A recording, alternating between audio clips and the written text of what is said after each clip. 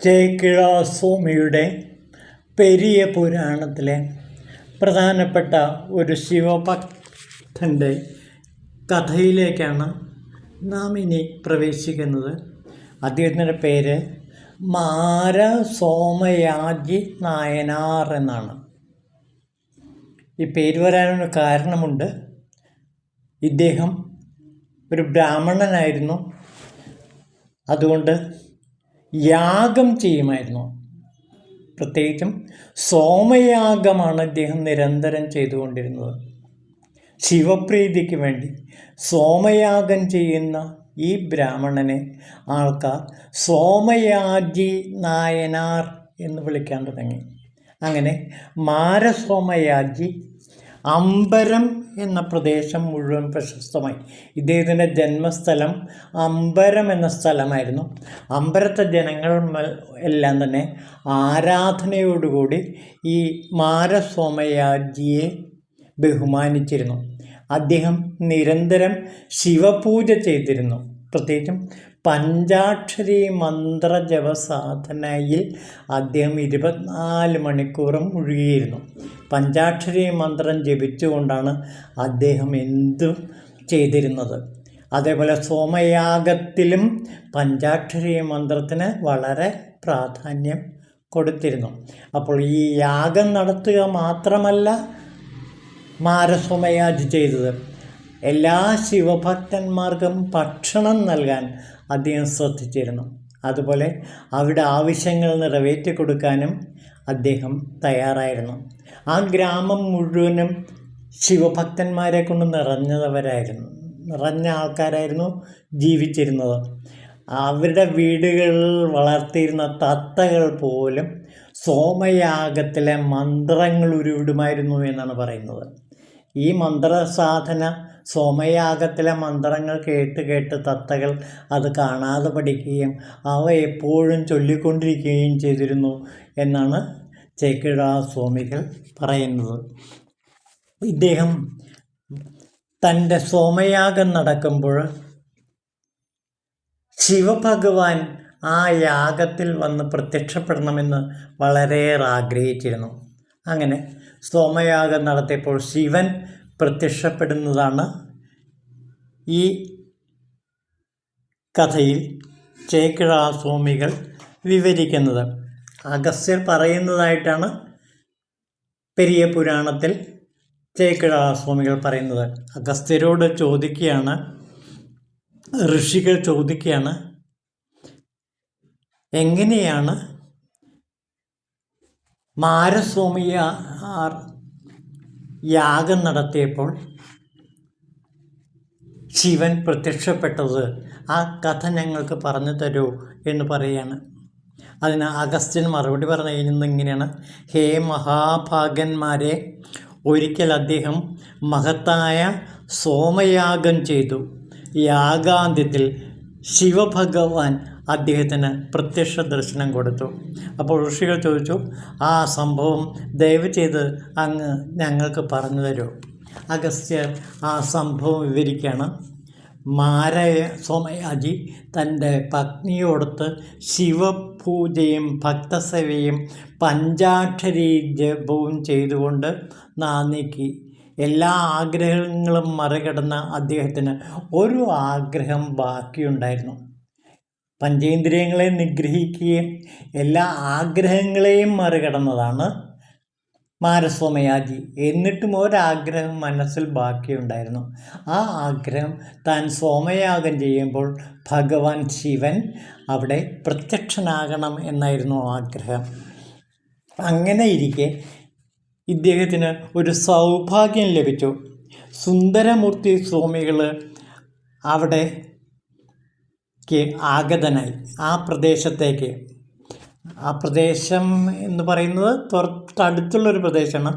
അമ്പർ മാകാളം എന്ന് പറഞ്ഞൊരു സ്ഥലമാണ്.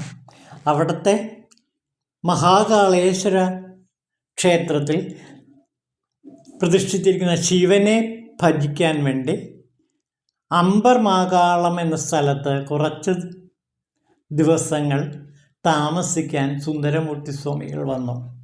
അപ്പോൾ അദ്ദേഹത്തിന് ആഹാരം പാചകം ചെയ്യാനുള്ള പാചകക്കാരും അവിടെ വന്ന് ഒരു വീടെടുത്ത് താമസമാക്കി ഒരു മഠത്തിൽ താമസിക്കുകയാണ്. അപ്പോൾ ഈ സുന്ദരമൂർത്തി സ്വാമികൾക്ക് ഏറ്റവും ഇഷ്ടപ്പെട്ട ഒരു ആഹാരമാണ് ഈ പാചകക്കാർ വിളമ്പുന്നത്. അതായത് വെള്ളരിക്ക് എന്ന് പറയുന്ന അലർക്കം എന്നാണ് ചേക്കിഴാസ്വാമികൾ അതിന് പേര് കൊടുത്തിരിക്കുന്നത്. അലർക്കം എന്ന് വെച്ചാൽ വെള്ളരിക്ക് എന്ന് പറഞ്ഞൊരു ചെടിയാണ്. ആ വെള്ളരിക്കിൻ്റെ ഇല, കായ, പൂവ്, വേര് ഇതൊക്കെയാണ് സുന്ദരമൂർത്തി സ്വാമികൾ ആഹാരത്തിന്, ഭക്ഷണത്തിന് കറികളായിട്ട് ഉപയോഗിച്ചിരുന്നത്. ഇതാണ് പാചകക്കാർ വച്ചു കൊടുക്കുന്നത്. പക്ഷെ ആ പ്രദേശത്ത് ഈ വെള്ളരിക്ക് കിട്ടാൻ വളരെ പ്രയാസമായിരുന്നു. നമ്മുടെ മാരസ്വാമിയാജി ഇത് മനസ്സിലാക്കിയിട്ട് എല്ലാ ദിവസവും കാലത്തെ വളരെ പാടുപെട്ട് ഒരു നദി കടന്ന് അക്കരെ പോകും. എന്നിട്ട് ഒരുപാട് ദൂരം യാത്ര ചെയ്ത് ഈ വെള്ളരിക്കിൻ്റെ കായം, അതേപോലെ തണ്ടും, അതേപോലെ പൂവും ഇലയും എല്ലാം തന്നെ അദ്ദേഹം സംഭരിച്ചിട്ട് ഈ പാചകക്കാർക്ക്, സുന്ദരമൂർത്തി സ്വാമികളുടെ പാചകക്കാർക്ക് കാലത്തെ തന്നെ കൊണ്ടു കൊടുക്കും. ഇത് പാചകം ചെയ്ത ദിവസവും സുന്ദരമൂർത്തി സ്വാമികൾ ഭക്ഷിക്കുമായിരുന്നു. അങ്ങനെ ഇരിക്കെ നദിയിൽ വെള്ളപ്പൊക്കം ഉണ്ടായി.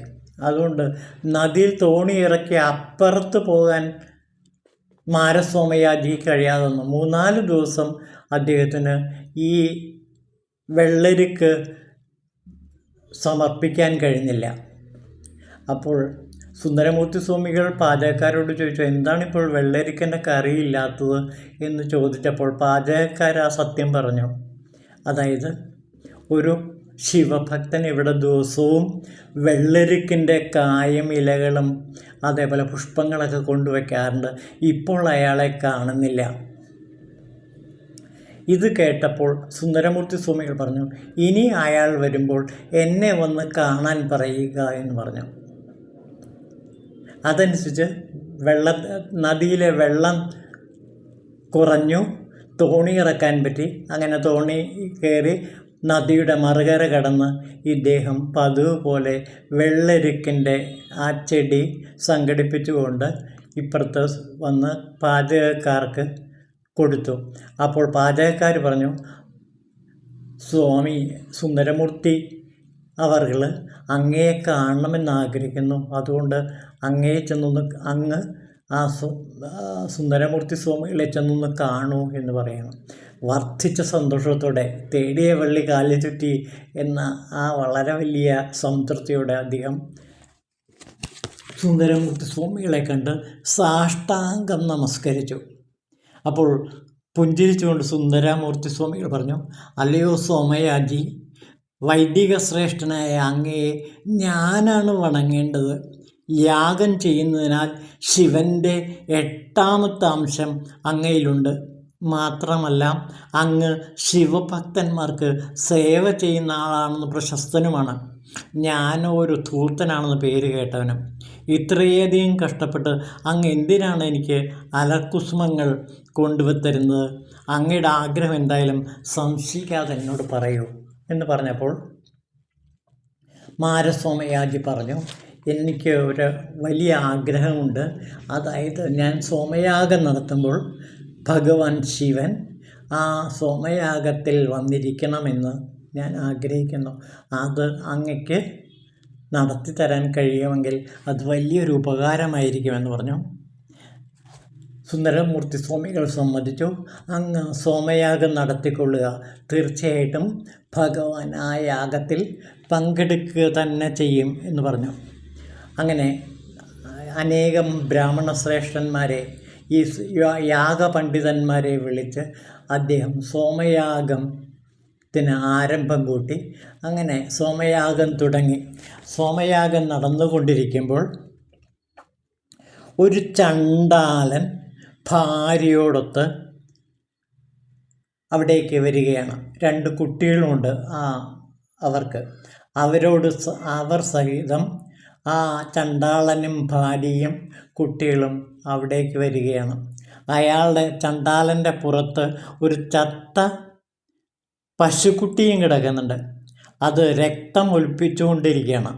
നാവ് വെളിയിൽ തൂക്കിയ ചത്ത പശുക്കുട്ടിയെ കണ്ട് അവിടെയുള്ള ആ ബ്രാഹ്മണ ശ്രേഷ്ഠർ ഞെട്ടിപ്പോയി. പിന്നെ ഭാര്യയുടെ തലയിൽ കള്ളിൻ്റെ കുടമാണിരിക്കുന്നത്. അങ്ങനെ വളരെ വികൃത വേഷത്തോടുകൂടിയ ചണ്ടാളനും ഭാര്യയും അതുപോലെ ചത്ത പശുക്കുട്ടിയും കണ്ടപ്പോൾ ഈ യാഗം ചെയ്യുന്ന ബ്രാഹ്മണ ശ്രേഷ്ഠരെല്ലാം എഴുന്നേറ്റ് അവിടെ നിന്നോടി. ആകെ ബഹളമായി, ഒച്ചപ്പാടായി. സോമയാജിക്ക് എന്തു ചെയ്യണം എന്നറിയാതെ വല്ലാതെ വിഷമിച്ചു. ആ സമയം സുന്ദരമൂർത്തി സ്വാമികൾ യാഗശാലയിലേക്ക് വരികയാണ്. എന്നിട്ട് മാരസ്വാമയാജിയോട് പറഞ്ഞു, ദാ ഈ ചണ്ടാലൻ മറ്റാരുമല്ല, ഭഗവാൻ ശിവനാണ്. സുന്ദരമൂർത്തി സ്വാമികൾ പറഞ്ഞതുകൊണ്ട് അദ്ദേഹം 100% വിശ്വസിച്ചു. ഉടനെ ചെന്ന് ആ ഭഗവാൻ ശിവനെയും പാർവതി ദേവിയെയും മക്കളായ ഗണപതിയെയും സുബ്രഹ്മണ്യനെയും അതേപോലെ ചത്ത പശുക്കുട്ടിയപ്പോഴേക്കും എഴുന്നേറ്റ് സാക്ഷാൽ നന്ദിയായി അവിടെ പ്രത്യക്ഷപ്പെടുകയും ചെയ്തു. അവരെ വേണ്ട രീതിയിലെല്ലാം ആരാധിക്കുകയും പൂജിക്കുകയും എല്ലാം ചെയ്തു. അങ്ങനെ ആ രംഗം ചേക്കിഴാർ സ്വാമികൾ വിവരിക്കുന്ന ഇങ്ങനെയാണ്. കണ്ണ് തുടച്ചു നോക്കുമ്പോൾ ചത്ത പശുക്കുട്ടിയുടെ സ്ഥാനത്ത് ഭഗവാന്റെ വാഹനമായ നന്ദിയെയാണ് ദർശിച്ചത്. കൈലാസാകാരത്തിൽ പൂഞ്ഞും കൊമ്പുകളുമായി മണികൾ, മഞ്ജീരങ്ങൾ, രത്നാഭരണങ്ങൾ ഇവയാൽ അലങ്കൃതവും ചാമരവും രത്നനിർമ്മിതവുമായ ഇരിപ്പിടവുമായി സാക്ഷാൽ വൃഷഭശ്രേഷ്ഠൻ. അടുത്ത് തന്നെ മാതംഗകന്യയുടെ സ്ഥാനത്ത് മരതകശ്യാമവർണ്ണത്തിൽ ഉമാദേവിയും കാണപ്പെട്ടു. ചണ്ടാലക്കുട്ടികളുടെ സ്ഥാനത്ത് ഗജാനനും അതേപോലെ ഷഡാനനും കണ്ടു. മദ്യം ചണ്ടാല സ്ത്രീ ചുമന്നിരുന്ന കുടത്തിലെ മദ്യം ഗംഗാജലമായി മാറി. അങ്ങനെ കള്ളുകുടം ഗംഗാജലം വഹിക്കുന്ന കുടമായി മാറി. ആ സമയം ദേവന്മാർ പുഷ്പവൃഷ്ടി ചൊരിഞ്ഞു. വേദങ്ങൾ സ്തുതിച്ചു. ഗന്ധർവന്മാരുടെ ഗാനത്തിലും അപ്സരസ്സുകളുടെ നൃത്തത്തിലും ആകാശം മുഴങ്ങി. ബ്രഹ്മാവും വിഷ്ണുവും ഇന്ദ്രാദി ലോകപാലന്മാരും ചുറ്റും നിന്നു. 68 കോടി ഭൂതഗണങ്ങളും അവിടെ അണിനിരന്നു. സിദ്ധന്മാരും സനകാദികളായ യോഗികളും ആകാശത്തു നിന്ന് സ്തുതിച്ചു. ചരാചരാത്മകമായ പ്രപഞ്ചം മുഴുവൻ ആ ശിവസന്നിധിയിൽ ദൃശ്യമായി. സർവസാക്ഷിയായ ആ തേജസ്സിനെ നമിച്ച് ശേഷമുള്ള ഹവിസ്സുകൊണ്ട് മാരൻ ദേവന്മാരെ ഉദ്ദേശിച്ച് യാഗം ചെയ്തു. അവഭൃത സ്നാനം ചെയ്ത് യജ്ഞം പൂർത്തിയാക്കിയ സോമയാജിക്ക് ഭാര്യാസമേതം മുക്തി നൽകിയ ശേഷം ആ കൈവല്യനാഥൻ അന്തർധാനം ചെയ്തു. ഇതാണ് ആ കഥ. എന്നിട്ട് ചേക്കിഴാർ സ്വാമികൾ പറയുകയാണ്, ഈ കഥ കേൾക്കുന്നവർ തീർച്ചയായിട്ടും ശിവൻ്റെ അനുഗ്രഹം നേടുമെന്ന് നമ്മളോട് പറയുന്നു. അപ്പോൾ ആരാണോ ഈ കഥ പറയുന്നത്, ആരാണോ ഈ കഥ സ്മരിക്കുന്നത്, ആരാണോ ഈ കഥ കേൾക്കുന്നത്, അവർക്ക് പോലും ശിവസായുജ്യം കിട്ടുമെന്നാണ് ചേക്കിഴാർ സ്വാമികൾ നമുക്ക് ഉറപ്പ് തരുന്നത്. അപ്പോൾ ഇത്രയേറെ ദിവ്യമായ ആ മാരസോമയാജിയുടെ കഥ കേൾക്കാൻ പറ്റുക ഒരു ശിവാനുഗ്രഹമാണ്. കിട്ടിയവർക്ക് മാത്രമേ കഴിയൂ. വളരെ കുറച്ച് പേരെ കേൾക്കുന്നുള്ളൂ എങ്കിൽ കൂടിയും ആ കേൾക്കുന്നവരെല്ലാം തന്നെ ശിവാനുഗ്രഹം നേടിയവരത്രേ. ഇതാണ് ചേക്കിഴാർ സ്വാമികൾ നമ്മളോട് പറയുന്ന മാരസോമയാജിയുടെ കഥ.